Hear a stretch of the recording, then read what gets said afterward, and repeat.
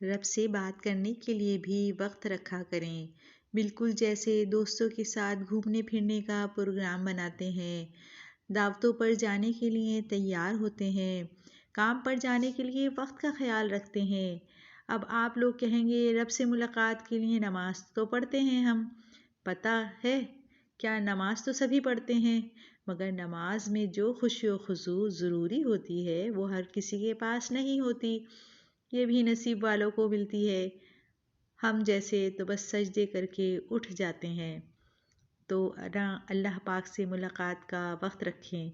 Time مقرر کر لیں ایک، اس میں اچھے سے صاف ستھرے ہو کے صرف اللہ پاک کے لیے خود کو پیارا بنائیں،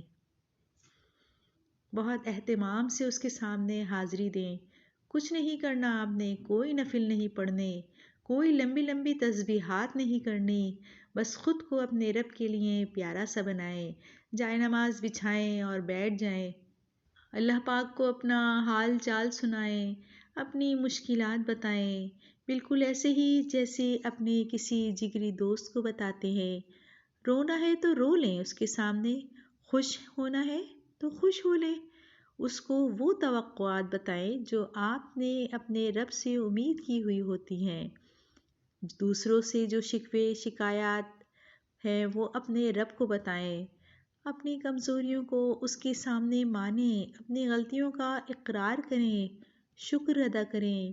معافیاں مانگیں۔ جو دل کرتا ہے اپنے رب سے وہ بات کریں، جب اٹھنے لگیں تو بالکل ویسے ہی اٹھیں جیسے ایک دوست سے گلے لگ کر پیار محبت سے رخصت کرتے ہیں، آپ اللہ پاک سے ایسے ہی رخصت ہوں، پھر کیا ہوگا؟